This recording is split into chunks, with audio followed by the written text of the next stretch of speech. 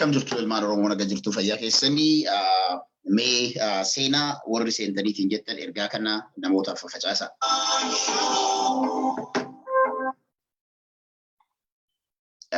Ergaa kana facaasa mee dhiifama yeroo tokko.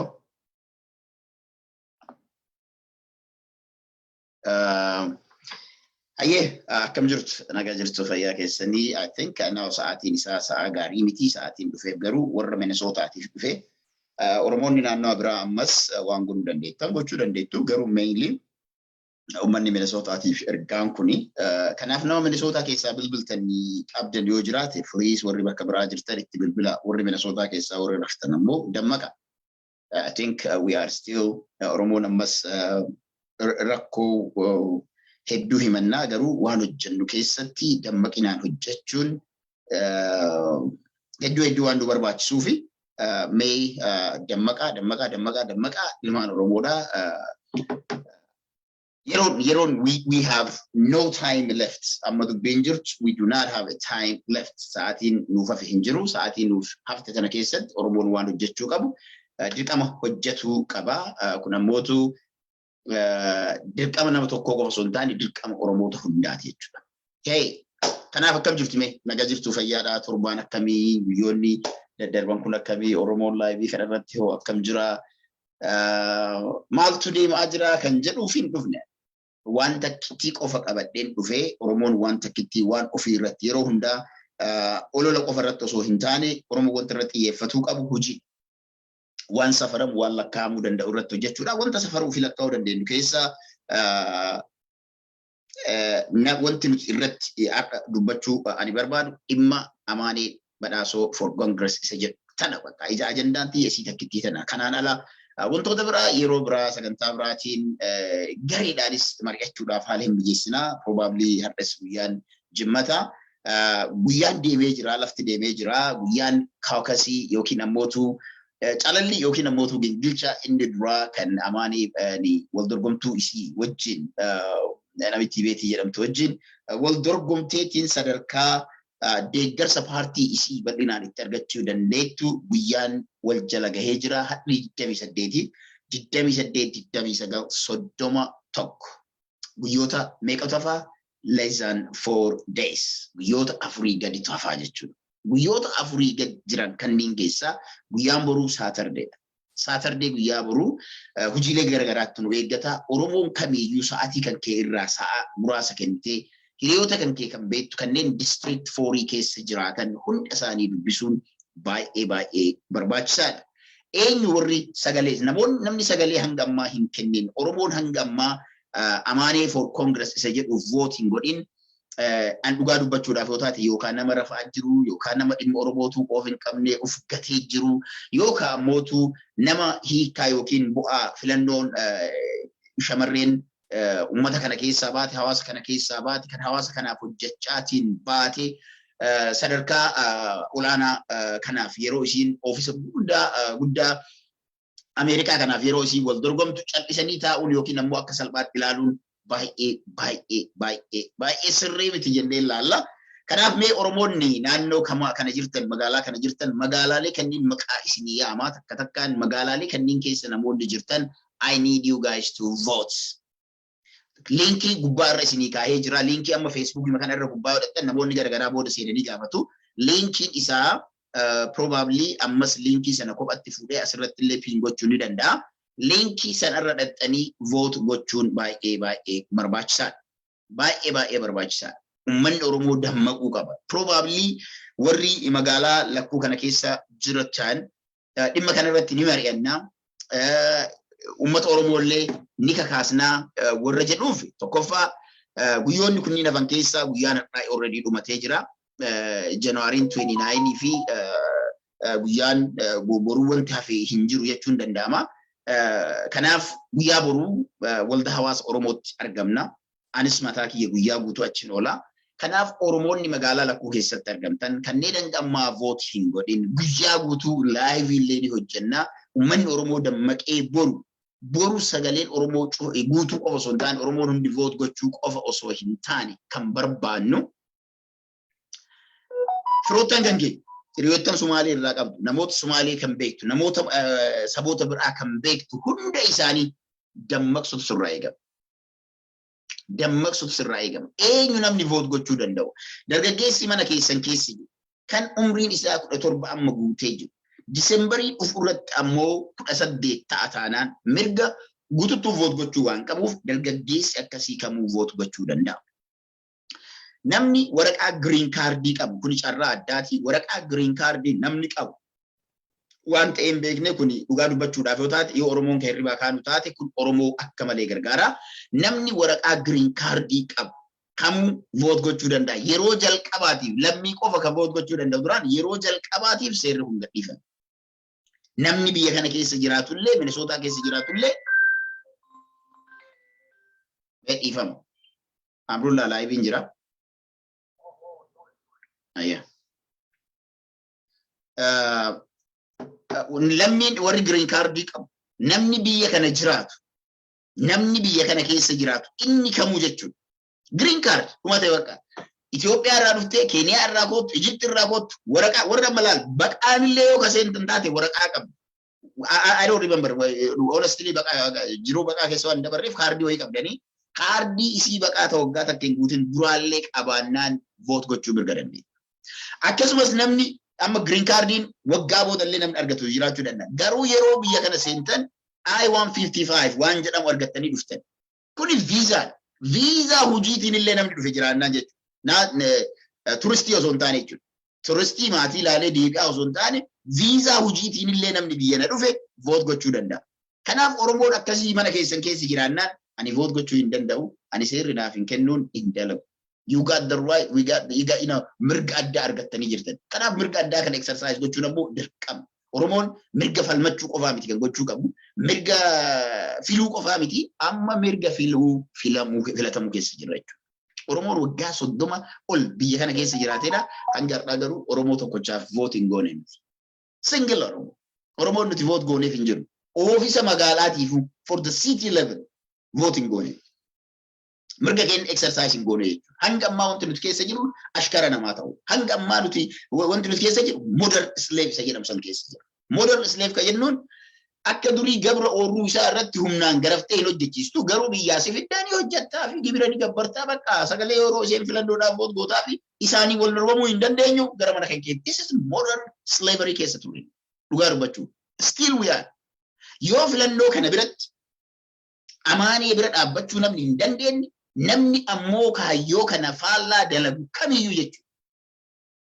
Dhugamatti gufuu ijoollee lafaa dhufanitti ta'u waan biraan qabu. Rakkoo ijoollee lafaa bahaa jiranitti ta'u. Kanaaf Oromoon kamiyyuu yeroo kana keessatti regardless of eenyuma ilmi Oromoo tokko hadha fiige jechuun Ameerikaa keessatti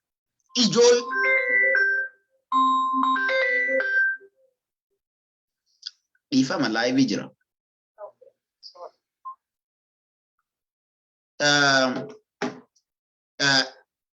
Biyya kana keessatti jechuudha. Ameerikaa keessatti namni kamiyyuu har'a amaaneedhaaf vote gochuu jechuun ilaalaa hubadha kan sirrii jala sarara beeka.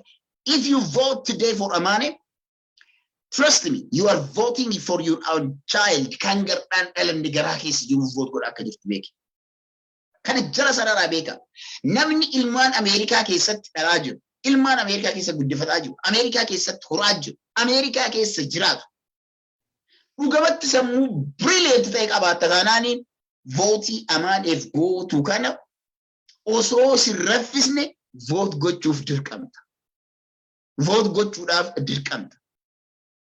Vote gochuuf dirqama sirratti jechuudha. Kuni waan I have a right and this is what Oromummaa mean. Dhugaa walitti taa'imnu akka Oromootti illee jechuudha. Maal bilbilli har'a maaliif akkanatti addummaate hin beeku. Bilbilli laayivii yeroo an seenu hedduu natti dhufu ture but it's too much now. Mee dhiifama obsa keerii ta'uu dandeetti. Bilbilli afur seenee keerii ta'uu dandeetti. Waan keerii tana bira hin dabarru as keessa keerii nama dabarte daba. Laayivii jiraan.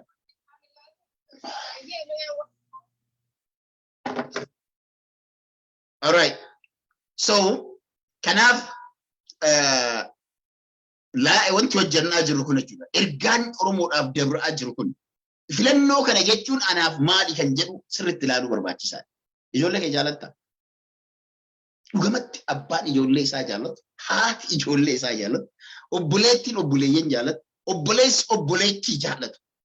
Dhugamatti obboleettiin koo seenaa akka dalaydu ilma seenaa Ameerikaa keessatti seenaa gabrummaa yookiin gabroomnee biyya kana dhufnee gabroomnee New York keessa 2018 dhaan namni keenya dhufee biyya irraa South Africa gurguramnee jirra. Bililleen biyya Germany jitti maal taatee heerumtee. This is all history of gabrummaa, right? What about history of bilisummaa? Seenaa bilisummaa maaf hin barreesse? Harka nu muraan seenaa gabrummaati. Harmi muramne seenaa gabrummaati. But what we need now is seenaa wanti amma nuti hojjechuu barbaannu garuu amma carraan siif dhufe kuni seenaa bilisummaa hojjechuu. Seenaan bilisummaadhaa kun ammootu sammuu bilisaa taatee mirga kan kee dirqamuma kan kee akka baatu mirga kan keetiif bahuu dandeettee taadha. Isi amma yoo kana gochuu hin dandeenye Oromoon biyyattillee asuma taa'aa jechuudha. Biyyattillee sodaatteetuma biyyattillee namni kiyya kun yookaan ni kufa kanaafuu let me stand with. Kana ta'uu danda'a jechuudha. Which is so bad. Mana taa'uun kan kee look.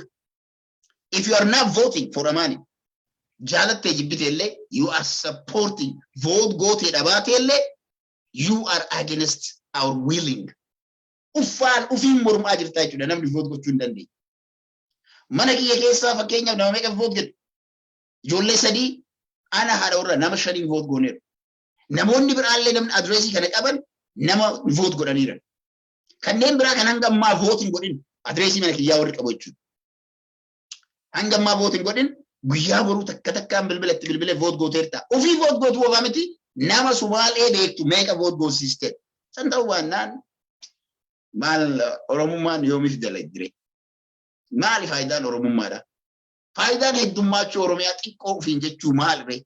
We are not in little Oromia. Yoo sana gochuu hin dandeenye, we are in a little crisis isidaan jedhu big crisis jechuu danda'a. Jala sararee because you are not ready to make history jechuudha.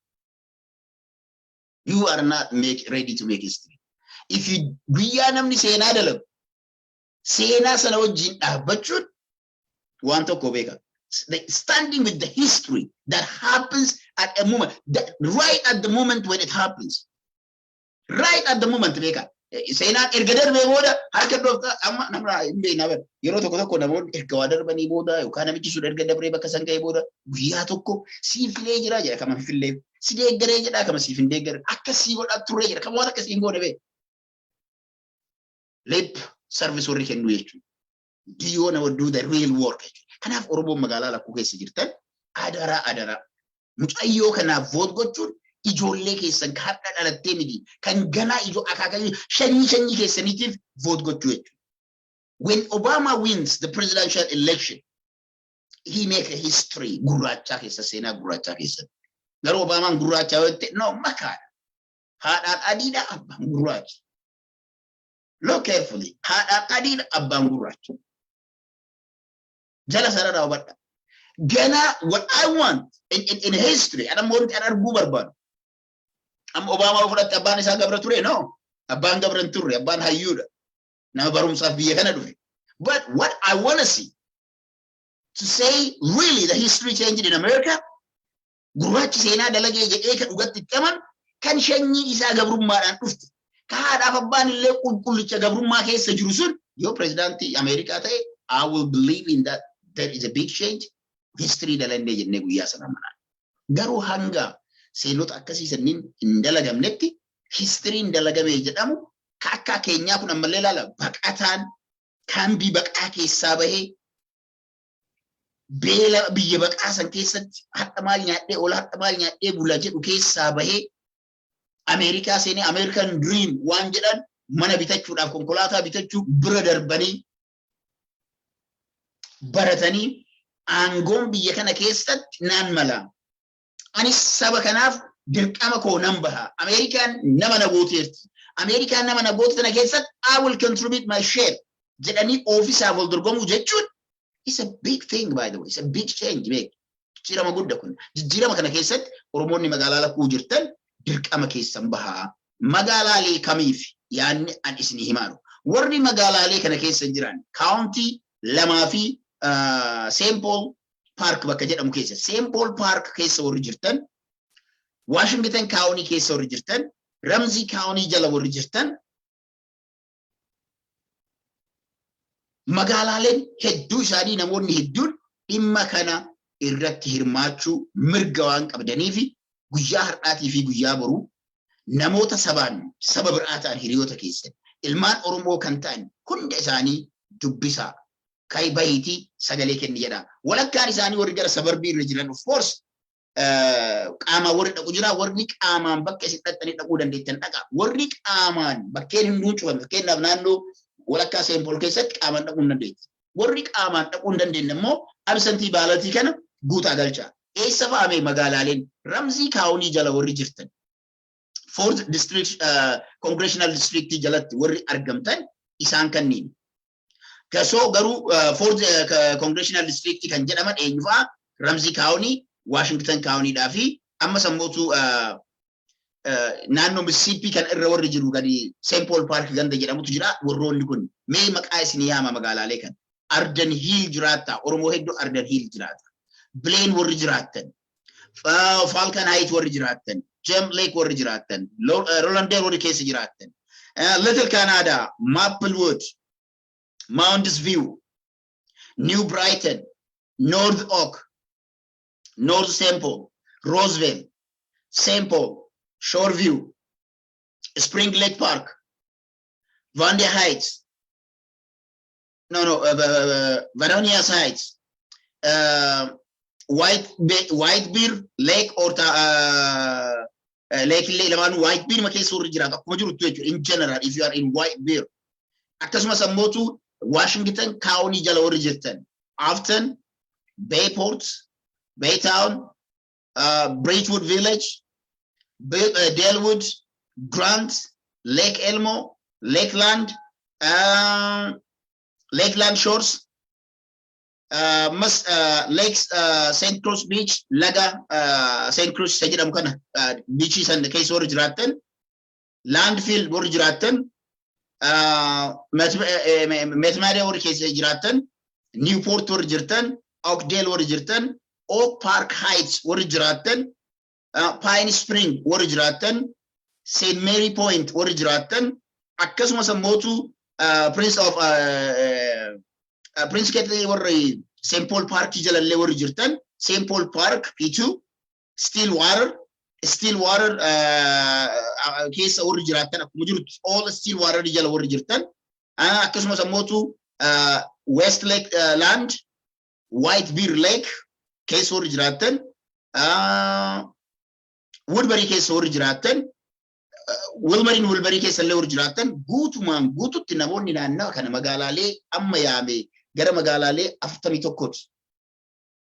Okay? Magaalaalee 41 jala warri jirtan kun Oromoo namni beektan, ollaa keessan namni beektan, nama Sumaalee kan beektan, nama saboota biroo kan waliin dalaydan, iddoo isaan jiraatan gaafatanii, hey, did you vote? I need you to vote this change agent. Jijjiiramaaf agentii mucayyoo taate tanaaf akka votuun barbaada. She's a very young, very competent. Hanga ammaa namni waggaa 21 fi uummata kana uummata Oromoo bakka bu'eetiin yookiin ammoo uummata magaalaa kana bakka bu'ee hojjetaa jiru. They did nothing for communities. They have no connection with the community. Kan clearly itti mani beetii waajjira Oromoo community miti waajjira Somaalee bakka jiru. They never showed up. They never. Kubanun qaban waggaa 21 but we were voting for them. Amma last minute yeroo Oromoon namni Oromoodhaa competitioniidhaaf dhiyaatu waldaa hawaasa Oromootti dhiyaachuu yaaluun jira. We know that when people play a game, we need to play another game again. Notice a game taphachuu qabna. Yoo isaan game taphatan, if we don't play the game, if we don't know the dirty game of politics, it will be the horrible. Dirty game of politics. Jala sararee isiniin. Siyaasaan Shimallis Abdiisaa isinitti meera.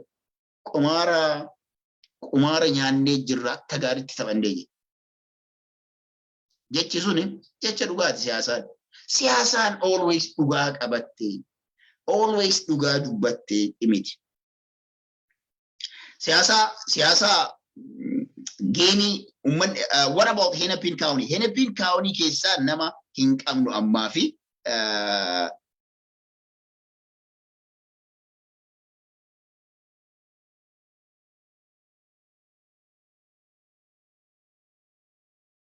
Urga Jannata send a link jettee a link here. I did not prepare public gochuudha fi hadhan qopheessine guyyaa boruu publicidha. Linkin zoomii guyyaa boruu maxxanseetiin achirra distribute godhaatiin oola. Hardhaaf garuu it is not public. Linkin hardhaa ergaa gabaabduu hawaasa kennaaf ergee ba'uu fi kanaaf urgaa jannataa dhiifama naa godhi. Ammaaf garuu ergaa san dabarsi. Linkin ati walii jettu kan please send the link jette. Linkin ka filannoo yoo ta'e. Linkin filannoo yoo ta'e gubbaa irratti maxxansee jira, by the way. Probably what I have to do is again linkicha asirratti illee hold on, linkii sana okay, yoo linkii isii filannoo kan jettu taate linkii filannoo asirratti nan kaaya. Isa kaa'uu nan danda'a. Okay.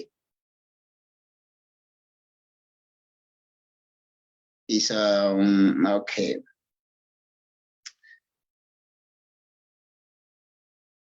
Isa linkii filannoo amaanii itti filtanii amma jala kaayaatiin jira ila. Isa dhumarra kaayaa hin jiru. Isa dhumarratti I'm going to pin it. Okay. Afshir Bashir hedduu galatoomi. Anis pin gochuuf deema. Jala irratti pin godhee jira. Isii pin godhamte sana. Isii jala irra jirtu tan pin godhamte sana click godha. Achirraa vote gootan warri magaalaalee kanneen keessa jirtan. Amma wanti goota waatan. Ilma amata 17, intala amata 17, tan kolleejii barattu, tan hojii hojjettu, tan heerumtee jirtu, tan garuu magaalaalee kanneen keessa jira. Hiriyaas ta'ee nama beektu qabdaadhaan. Nama beektu yoo qabaatte linkii kana itti ergi vote godhi jedhi. Maal jettee you are voting for me qofa jettee itti himta. That's it. Nama kanaaf vote gochuu jechuun ana filataa jirta. Nama kana filachuu jechuun ana filataa jirta. Isii waan tokko isin yaa'imu. Namni tokko achi iddoo kana gahuun isaa qofti nuuf Oromoodhaaf investimentii. Amaaniin dalagaa naa dalaguu miti. Yeroo geesseedhaaf ani kana dhufadhaa. Amaaniin dalagaa dalagi dirqama isiiti jaalatteeti miti hawaasa keessaa baate. Osoo kan dalagaa naaf hin dalanne taate. Ammoo takkallee kanaaf hin goone taate. Anaaf investimentiidha.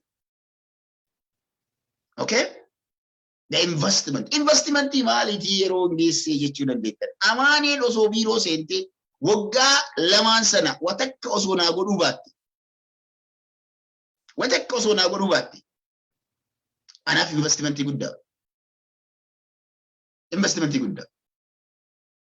Watakka wachuu osoo baatte seenuun isii qofte jechuudha. Seenaa dalaguun isii qofte. Ilmaan Oromoo lafaa dhufu keessatti it is possible. Isii jettuuna. Ni danda'ama. Okay? Ni danda'ama isii jettuuna. Ni danda'ama ilmaan kee keessa uumuu barbaadda. Okay? Ni danda'ama. I can do it. Confidence ijoollee kan keetiif kennuu barbaadda. Ijoollee kan kee keessatti seenaa uumuu barbaadda. Sammuu isaanii keessatti waa kaayuu barbaadda is a question. Okay? Isii sana amma dubbiin. Yoo isii sana kaa'uu kan barbaadu ilma kan kee keessatti laala ijoolleen baqataa biyya baqaa irraa dhufanii amata high schoolii baratanii dhufan yoo Ameerikaa seenan jalqaba yoo dhufan Ingiliffii ni rakkisaa barumsa keessatti ni rakkatu duudaa ta'anii eegalu. Nama waan akka hin beekne Itoophiyaadhaa bahanii yoo dhufan almost duudhamu. Keessa Ingiliffii biyya sanii baratamu hin jiru. Afaan kana hin beeku.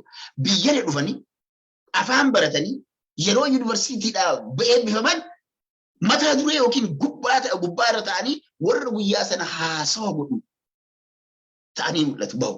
Because that is how we are smart. Sammuun keenya bal'aadha. Sammuun keenya ni hojjeta. Kanaaf ijoollee tantee keessatti waa uumuu barbaadda taanaan. Ameerikaa keessa guddisuun ijoollee guddisuun rakkoodhaa. Ijoolleen akka create a dream in their heart. Onne isani keessatti mul'ata uuma, mul'ata kan keettu guyyaa akkanaa kanaan. Guyyaa akkanaa kan. Kanaaf adaraa isin taata'u Oromoonni magaalaa kana keessa jirtan. Warri kun boru nama dhufee galmaa'u jiraannaan Oromoo community wal genne iddoon dhaquu qabnullee jiraannaan bilbilitti bilbiluu qabnullee jiraannaan boru ni bilbilaachi teenne. Kanaaf guyyaa boru waldaa hawaasa Oromootitti walaa genne. Dirqama keenya haa baanu. Warri hangammaa hin filatin haa filannu. Kana gochuudhaan Oromummaa dirqama Oromummaa waan Oromummaan qabdu haa baanu. Oromoon abbaa gadaa. Oromoon ilma abbaa gadaati bara. Ilmaan abbaa gadaa waan qabde gadi dhiistu. Kanaaf Oromummaan abbaa biyyummaa keenya san mirkaneessuu kan dandeenyu hojii dippiloomaasii. Hojii dippiloomaasii hojjetaadha. This is a future diplomacy for Oromos. Oromoon hadha sagaleen keessan akka lakkaahamu agarraan jechuudha. Kana beeka jala sarara. Jaalanne jibbinellee kun seenaa ta'ee darba. Amaaniin mo'attuuyyuu mo'achuu baattuuyyuu seenaa ta'ee darba inshaallah ni mo'atti. Rabbi yoo jedhe ni mo'atti. Seenaa ta'ee darba. Wanti kun sagaleen Oromoo hadha dhagahamnaan jechuudha. Here is a trick now.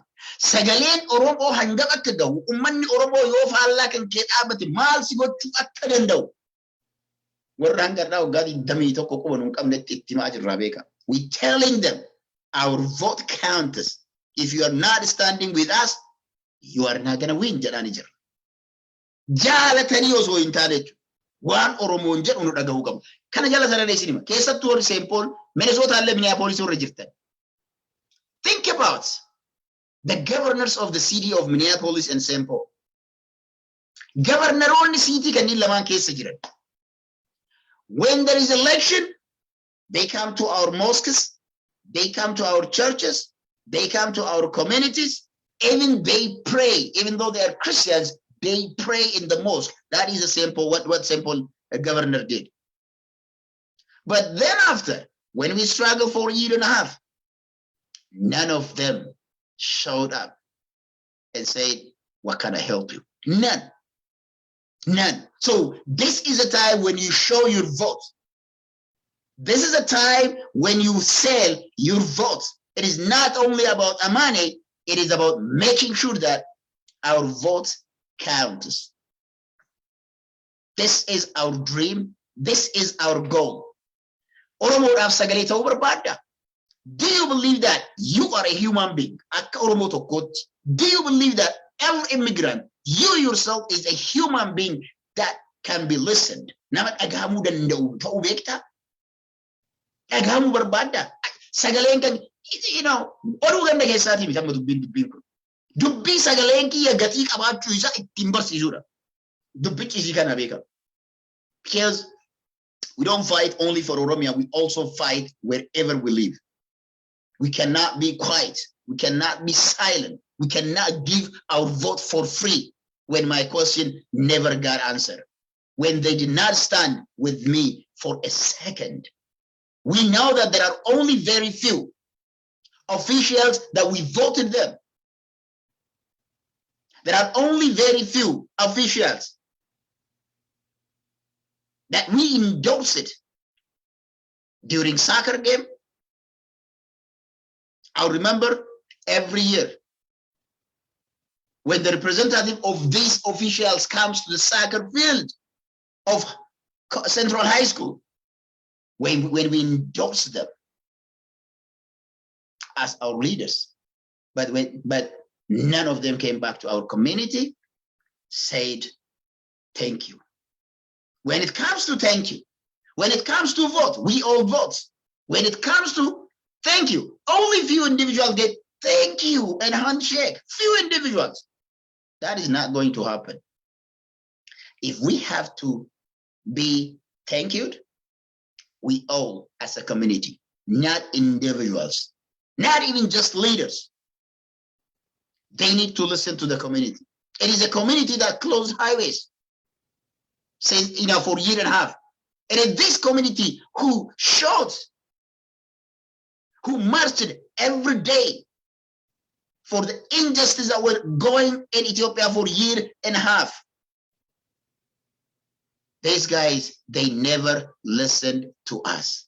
We don't need them to say anything, but we just need them to come to us and ask us how they can help us. We need them to mourn with us. We need them to walk with us. But none of them walked with us. None of them. So why do we vote them? Why we put them in the office? What is the reason? If you don't listen to me, if you don't listen to the community that put you in the office in the first place, if you don't listen to the community, to the society that pays you your salary and your office rent and everything, because your salary, it doesn't matter whether you are black or white. Why we vote for those people? Are we just numbers or human beings? If you are just a number, go ahead. You are useless. You can vote for them. But if you are a human being, if you believe that they are a human being, and if you believe that your vote matters, what you have to do is you need to show them that my votes matters. The Oromo vote, just like the way we marched and said that Oromo life matters, now it is time to say Oromo votes matters. If you don't listen to Oromos, we don't vote and we don't put you in the office. This has to be clear. We have to tell them clearly, whether it is a white dude or a white lady, whether it is a black dude or a black lady. If they want to get the vote from immigrant, they need to listen immigrants. They need to answer questions in the struggle of immigrants. We know that so many of us are struggling, even though many of us are professionals. Compared to the life that we live back home in Ethiopia or in Kenya or in Somalia or in any other parts of the world, we might be living better life. But are we living the life that we are supposed to live? Are we getting led by the leader that listens to the community? Are we, did we put those people, those individuals, those officials in the office?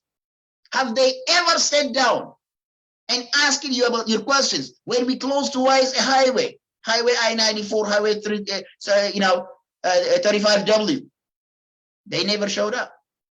They never asked us. We walked to the governor house 3, 4, 5 times.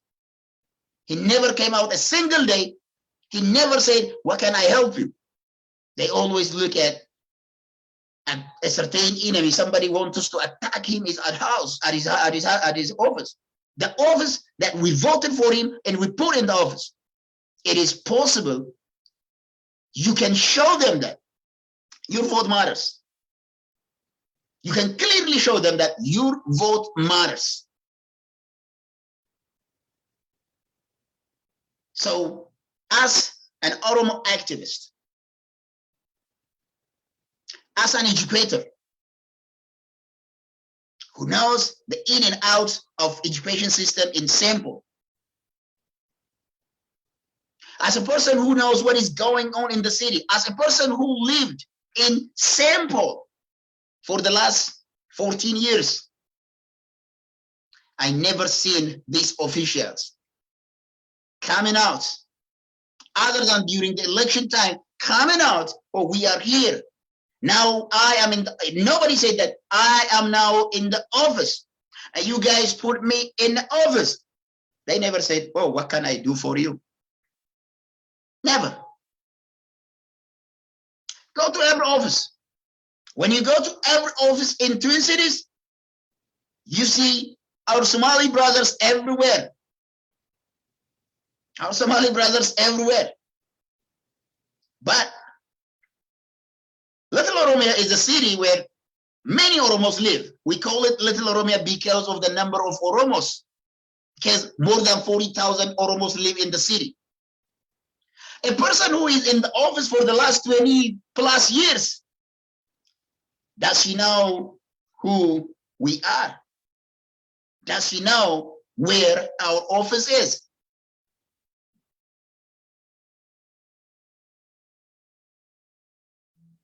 What has she done for Oromos for the last, not forget the last 21 years, since 2014, 2015, 2016, 2017? What has she done? Single day. What bold statement that she showed us she stood with us? Never. So why do I vote for her?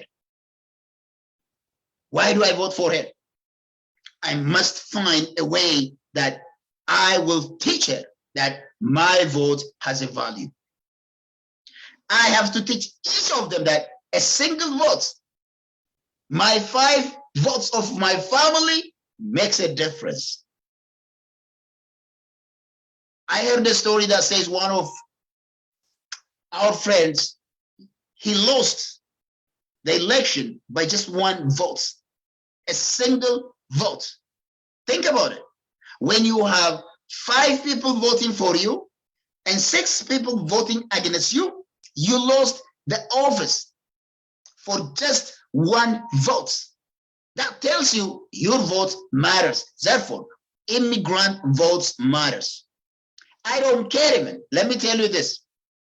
I know when it comes to politics, we have issue in Oromia. But when it comes to simple, when it comes to America, as long as that person is an immigrant who has the same feeling as me, I don't care wherever he comes from, I will vote for that immigrant because he has the same pay, the same history, the same background as me. So that is what we need to understand. Not just being an Oromo. Why do I vote for my Somali brothers? Because they know they are under pressure. So many pressures that when it comes to the Somali. 1, there is a pressure because they are immigrants. 2, there is a pressure because they came from poor country, Africa. 3, they are also Muslims. All this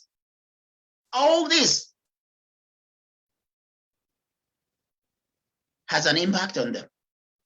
So I know their pain, they know my pain. And because of that, I vote for them.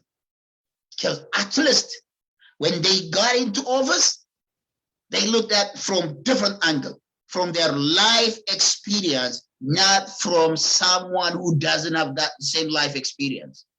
This is why we need to vote for Amani. Amani has done enough to be voted. Amani has done enough. She has great experience. She puts President Biden in the office. Okay? The person who worked most in Twin Cities to make sure that Biden will become a president of United States, she has a big role in it. So a person who knows what it takes, how it works. Do we have any other person other than Amani? Is there any other somebody else that can compete even with Amani? Nobody. Honestly, nobody that has a full heart in preparation and dedication. She has done it. She has good experience when it comes to American election. She has done everything since she was 13 for her community. She went to Geneva for the cause of Oromo. Who else did that? Who else did that much for his own community? Prepared, has done everything for Democratic Party of Minneapolis, Minnesota. And again, who knows in and out of every members of Democratic Party from the Oromo youth or immigrant youth? Nobody. You don't bring any single person. So she has done enough and she is ready for this position to bring a change that we deserve to see in our cities. And therefore, vote for Amani. Voting for Amani, especially for middle income families, trust me, she is a person who listens to you. She's a person that you need to vote for her. Voting for Amani is like voting for yourself. A person who knows where to scratch for your pain. A person who knows what you need already because she lived the life. She lived that life, but not a person who was in the office for the last 21 years, but never showed up on any single event, never answers your phone call. Therefore, Oromo and all immigrants, I will call you. Look, even these are Somali, these are Somali, of course, Jew, Amhara hato, Tigray hato, Bakata namni kun. Namni Bakatan kun akka America tola yo siyasa Ethiopia la lata fera kobrat. Siyasa Ethiopia. Garu namni Bakatan to. Namni saban hatta bi akka siyasa biyyaatti tifalla kan ke jiru tokko. America has to compete godatanan. If you want to create impression in your own, ijoollee kan keessa impression umte ijoollee kana keessa qophii akka godhatan namni sun akka mo'atu gargaaruu qabda malee akka kufu gargaaruu qabda. Because namuma diina Oromoo ta'e iddoo kanaaf fanfii gutaanan nama sanaaf vote gochuun kee wanti inni ijoollee keessatti uumu wanti sammuu namaa keessatti inni uumu ijoollee booda generationii booda dhuftu waan olaanaa. You better vote. Look carefully. You better vote for the immigrant that lived your life, that feels your pain, and instead of destroying the will of your kid or the hope of your kid or the dream of your own kid. I prefer that. The picture to be America ke sat generation umamuti male ijoolleen nuti biyya kana horaa jiru. Nu booda ijoolleen jiran. Probably ilmaan keenya bira yoo achidhanne ijoolleen kun wanti isaan beekan Oromiyaadhaa iyyuu. Honestly, kan beekan isaan abbaa sadaffaa Ameerikaa keessan lakkaawannaan ijoolleen sun kan beekan Ameerikaati. Abbaa sadaffaa ijoolleen Jarman keessan lakkaawannaan ijoolleen sun Jarmaniin beeku. Trust me. Australiyaanis akkasuma. Ijoolleen abbaa sadaffaan isaa Itoophiyaa keessatti osoo hin galin South Africaatti dhalattee guddatte. Abbaa sadaffaa booda biyya biraa qabu. Biyyoo santu biyya isaaniiti. Saudi Arabia qofa wanti akkasii gasitti hin dhagaamne. Dhugaas ni gudha. Biyyootuma addunyaa keessa jiran keessaa Saudi Arabia keessatti achitti illee dhalan ilmaanii ta'e maalii ta'e lammummaa biyya sanii siin kennan mirga filuuf filatamuu hin qabdu.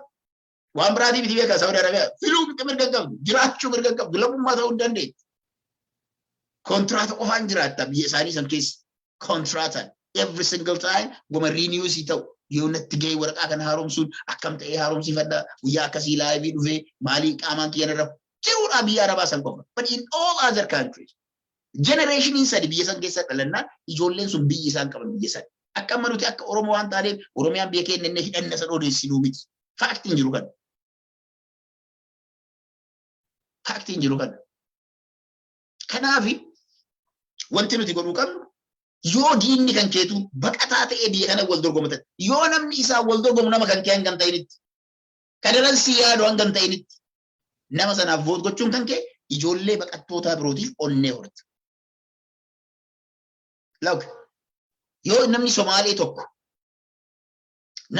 tokko ofiisaaf fiigu when I vote for that person maal godhaa jettani waan addaa sammuu ijoollee keessanii keessa uumaa jirtan. Abdii ijoollee keessa. Yes, kan namni kuni godhe anillee boruu ni godha abdii horattaniif. Kanaaf kan voot goonu. Kanaaf Oromoon magaalaa kana keessa jirtan hundumti keessanuu wanti hanga ammaa vootiin godhin. Hiriyoota keessan kan beektan saba kamii irraayyuu nama kanaaf mucayyoo tanaaf akka voot godhan hojjedha. When you do that, you have done your share. San ta'uu baannaan garuu ani activist Oromootiif hin jechuun ani Oromoodhaaf dhimma Oromootiif advocate godha jechuun I don't think you understand what advocacy of Oromo means. I'm not, you don't advocate for your power. You advocate if you advocate good. Rakkoo sabaatiif gaafii uummataa deebitu jiraaf jijjiirama uummata irratti uumuu qabdu waan jiruuf. Kanaaf I ask everyone to vote for Amani and at the same time call your friends so that they will vote and then they send the link. Link yang mana sirra kaaya sana itti erga. Kana gochuun kee kana hojjechuun kan kee fakkeenyaaf amma Amrullaan ammas keessaa na ilaaluu jira. Amrullaan mana isaa keessaa ijoollee geette qaba. Haadha warraattu jira. Isatu jira. Hiriyoota isaatu jira. Warra neetworkii waliin qabutu jira. Vote goosiiseedhaadha gaafiin. I'm sure that he done. Akka inni godhu kana gaafiin qabu is done long time jedheeti because he's one of us. Warra jiruu kana dreamii kana arguu warra barbaadan keessaa ijoolleen isaa dubarri isaa mucaan dhiiraa isaa sadarkaa kana irratti arguu nama barbaadu keessaa nama tokko. Kanaaf kana amma ofii dirqama baanee jirra. We need to reach out to others. Even fakkeenyaaf business warra qabu. Let me tell you. Business warra qabu. Hotel warra qabu. Mana irraa nyaanni. Mana irraa waa bitan. Hey, did you vote? Gaafadha. Did you vote? Yoo inni no sin jedhe, here you go. Bira gad dhaabadhuuti. Maqaa kee maal kan kee amma sina waan biraan barbaadu. Adreesii isaati, maqaa isaati, iimeelii isaati, bilbila isaati. Boom. Yoo ka vote siif hin goone ammoo nama rakkoo kan keessi wajjin hin jirre ati ganamaa galgala dhattee nyaata irraa nyaachuun maaf si barbaachisa. He just needs your money jechuudha. Namichi sun maallaa kan kee barbaada malee si hin barbaadu. Teach them a lesson.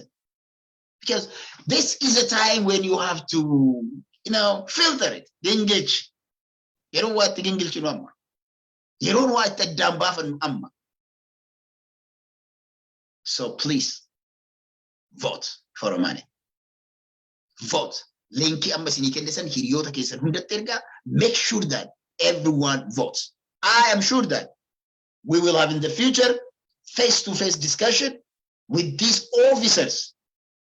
The officers that we vote for them every other year, every 2 years, 4 years, or 5 years. If they don't sit down with us, we don't vote for them. We are not slaves. We are humans. We have to sell our votes.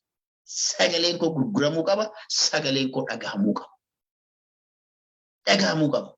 Namni ani sagaleen kiyya dhagahamuu hin qabu. I will vote for nothing. Namni jedhu suni horiidha. Horiidha. This is a adi nama adiidha. Faranji. Kanaafuu faranjiin na bira dhaabbatti yeroo kana yoo wajjin dhaabbachuu baadhe borna wajjin dhaabbatu hin dalagu. Because I am the one who voted for him, put in the office. All right? And harree isaaniiti miti. Ashkara isaaniiti miti. They need to know that my vote matters. And my community vote matters too. Sagaleen ummata baqataa akka dhiibbaa qabu. Waan biraatii miti beekaa voota. Waan biraa yoo dadhabne cinqii isaan gaa'uu dandeenya. Cinqii gaa'u. So that they listen to the community. They go down to the grassroots. Rakkoo ummata keessa jiraatanii akka argan. Sometimes amma bee magaalaalee gara garaa laala. Warri Minnesota keessa jiraatan. Karaalee gurguddaa isin irraa xalagu ganda walakkaa ganda hiyyeessaa keessoo they don't even plow the snow. There's no Kanaran cousin. Lava is not unbreakable. Why not? Malif. Because we just giving them our vote and we don't question them. It's no Kanaran budget male budget. Karabu Budale, Karaman Sani, and more Turi Lavambut. Karakun Nambula is any body at Tuachibat. Turin is not Lavambut. Why Magala? Mali Magala, Ula and Kirat is not recipe for Bala Maserata. Because Rakondu Biraja. Vote Gone de Mumale, we don't show them the power of our votes. Namasani will Dorgo Munkabani, Yeromdanam Nishanile, Jale, Okesani will Dorgo Mutade, Namasande. So what we have to do? We every single time Namasani will Dorgo Mukopesade Mutumarwach so that they will work. Could do Sani Kusira Tanzanira, Aka, yeah, it can tolerate any Kusina, I could never tolerate any. Kusin sun koree rakkataani san garsiisuu danda'u. Oobi eessuma to'atu biyya keenyatti bade wanti godhamuu dadhabame kana. Wanti abbaan irree qawweedhaan yeroo hundaan dhiituu fi kursii irra yoo ta'u hanga voot goone hanga humnaan fudhatan sun silaa voot gooteefi humnaan sagalee kan kee fudhatanii deeman. Kursii irra ta'an irratti bakka jirrutti Oromoon magaalaa hundarra jirtan kursii sanarra qoree kaa'uu fi danda'uu qabna. So that they will never be comfortable when they sit in that chair. They must be only comfortable when they work with the grassroots.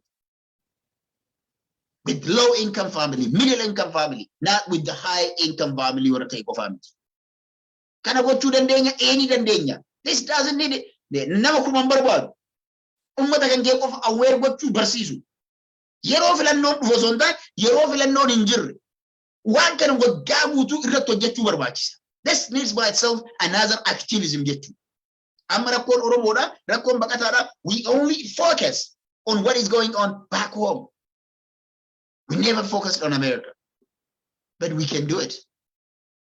Awareness umte saba kana wali fidde. I don't care when it comes to Minnesota. Alaga warra hadda biyyatti humnaan dhuftaatumaa jiru wajjin illee dalaguu qabda.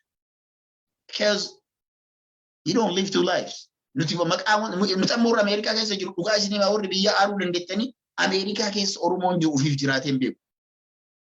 Ofiif jiraateen beeku. Warra biyyaatiif jiraanna. Bakka rakkoo isaaniittu kan biyya naarra mataan dhukkusa. Rakkoo isaaniittu kan biyya kanaarra dhukkuba nuttee hirriba nu dhoorgee hojii nu hiikee maraataa nu godhaadha.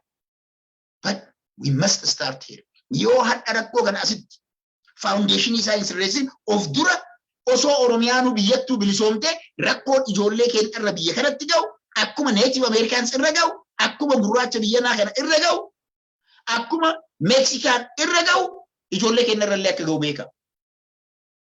We always choose biyya kana wanti jiru tokko maali? Race jedhaniit black or Africans in jedhu. There is no black or African race. I am Oromo. That's it. You take that black race and then you will be considered as every black. Walumaa qabanii bukkee takka yookiin boolla takka jala jirti. Agoobara tokko jala jirti. Jaalanne jibbine illee. Kanaaf yaa Oromo waan kana gochuun dirqama waan ta'uufi namni bilbiltan deebisee isinii bilbila. Kanaaf hundumti keessanuu waan kana sirriitti irra yaada hojjedhaa adaraa isinitti haa ta'u hadhaa fi boruu fi iftaan keessatti waan ajaa'ibaa haa dalaynu. Especially guyyaa Monday, which is a day before the last day. Hawaasa saba biraa irratti haa xiyyeeffannu. Hawaasa saba biraa irratti haa xiyyeeffannu. Ijoollee saba ollaa kennaa kana fillee fi jirra ammatu. Vote goonee fi jirra, right? Amma it is time for us to ask them. Vote akka nama kennaaf godhan. Okay? Vote akka nama kennaaf godhan yeroo itti gaafannu amma. Kanaafuu adaraa isiniin jedhaa guyyaa gaarii jabaadhaa ni moona. Moo'uu yoo moonu bakka jirrutti gabra taanee uummanni keenya ka biyyaa qofa buufu moo'uun isaa gatii hin qabu. Gabrummaa keessa yookiin ammoo sagalee keenya gatii dhabsiisaa asitti warra biyyaatiif sagaleen isaanii gatii haa argattu jettee lakkaa'uun hin dandeenye. It doesn't make any sense. Rakkoo uummata keenyaatti nu dhukkubee malee silaa namni kan ta'uu qabu maali? Asitti jabaa ta'eeti. Maaliif Juush dhageeffamti beektanii? Juushiif addunyaa irratti biyya isaanii keessatti illee wanti dhageeffatu because they controlled America. Bakka jiranitti humna godhatan jalqaba. Malee ofii isaaniitii daaraa ta'anii ofii isaaniitii hiyyeessa ta'anii ofii isaaniitii waan akka osoo hin to'anne Israa'el keessatti maqaan qaban Juush. They control the world. They control the media control godhan, dinagdee control godhan. Media of dinagdee namni control godhe. Kana lamaan namni control godhe waa hunda control. Because media keenya irratti hojjechuun nu barbaachisa. I think we need to come up with the media that fully works with English that Americans has to listen. That is what we have to do. If we do that, whether we liked or not, whether they liked or not, they will listen to you. Amma sagantaan tokko jira sagantaani Oromiyaa 11 irratti eenyu Jankoon eegale tokko Dr. Janko, sorry, because he's a doctor. I have to respect that. A PhD doctor, namni qabu namni hanga dhiyoo kana fixe Jankoon Ingiliffaan yeroo tokko tokko Oromiyaa 11 irratti dalagaa. I appreciate that. I ask Dr. Janko carraa kanaan yoo agartan yoo maybe laabii kana arguullee baate sagantaa Ingiliffaan hojjettu sana keep it up. Keep it up. Sagantaan sun generationii haarawatti seenuu danda'u. Miidiyaaleen Oromoo including OMN local English news dalaguu irratti bal'inaan hojjechuu barbaachisan. This miidiyaaleen kunniin local because Minnesota office is Minnesota's office. Rakkoo Oromoo biyyaa qofa irratti xiyyeeffannee sa'aa keenya balleessinaa. We are not paying attention to the locals. OMN Seattle jiru. Rakkoo Seattle irratti xiyyeeffannaa kennuun barbaachisan. OMN branch isaa uummanni hawaasni not anything else beekaa qabsoo biyyaa dhiisaa. Branch mesab OMN maqabu OMN kana brandi kana babal'ifnee bakka hundatti magaalaalee Oromiyaa Ameerikaa kana hunda keessa branch banne local television ummanni baqataan sagalee irratti kennu gochuun ni danda'ama. Ni danda'ama. So we have to work on that. Kana gochuuf maali? Branch damee tokko bananii dargaggeessa biyya kanaa itti fidu. Damee tokko bananii isi gradually waggaa kana dhageeffamuu dhabuu dandeenya. Waggaa 2 3 waggaa 4 waggaa 5 fudhachuu danda'a. Garuu within the next 10 to 20 years media sun media America sochoos ta'uu danda'a. Because baqataa ofii qabde taanaani immigrant ofii qabde taanaani biyyi ni sochooti. Mexico ofii qabuun biyyi ni sochoosa. Mongi ofii qabuun Minnesota sochoosa. Somalia ofii qabuun Minnesota sochoosa. We have to come up with that kind of ideas. Isaan akkasii jennee yeroo hojjechuun barbaachisaa. Jabaadhaa halkan gaarii nimoonaa jabaadhaa Oromootiyaa nagaatti galata guddaa qabduu jabaadhaa guyyaa boruuf iftaanii yeroo keessan kennaa anillee guyyaa guutuu boruuf iftaan waan kana irratti hojjetaatiin tura isinillee hundi keessanuu fayyaa ta'aa jabaadhaa isinin jedha boru 100% Oromoo communitytti ganamarraa wal ga'in nagaatti.